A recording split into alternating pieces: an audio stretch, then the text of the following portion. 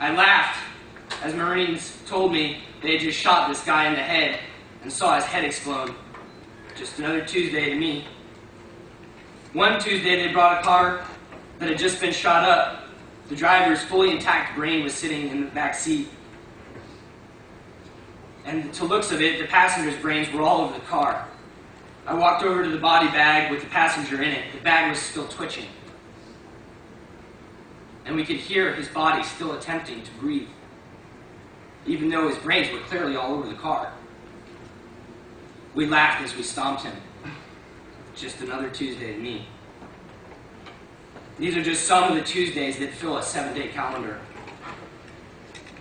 I was given a medium machine gun and unlimited ammo and just told to spend a couple of hours per post down at a post that was usually unmanned.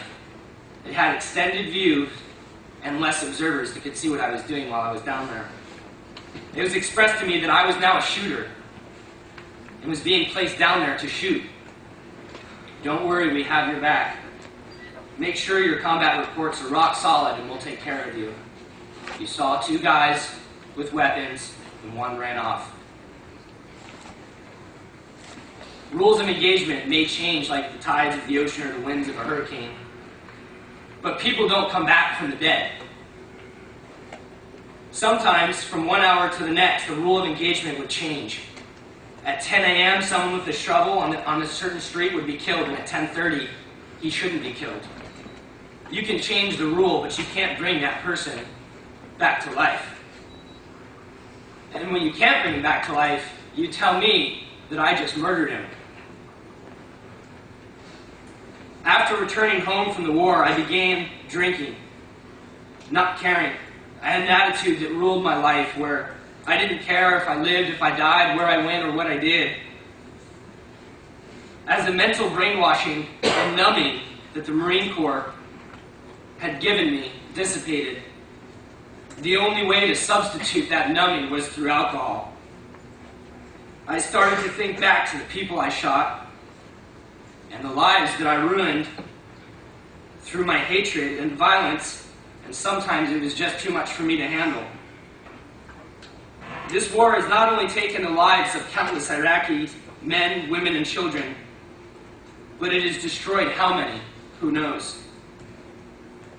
Countless American lives have been destroyed.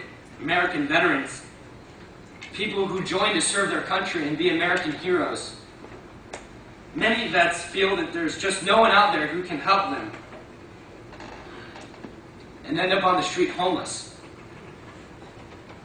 with nothing, or sometimes worse. Veterans are attempting and completing suicide attempts at an unprecedented rate. That's for a reason. What's worse, to die for no reason, or to live a life of violence and destruction, internal structure and hatred every single day for no reason?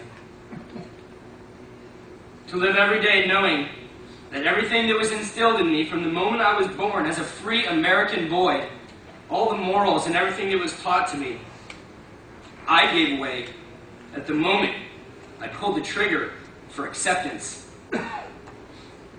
The moment that I beat another human being half to death, simply to feel like the heroes that I held with such regard. I know today that I cannot mend the things that I have broken or fix the lives that I have destroyed, but maybe, with my testimony today, I can help one person that might help 2 people, who eventually can help 4. And maybe all of us together, standing united, can prevent these atrocities from ever happening again. Thank you.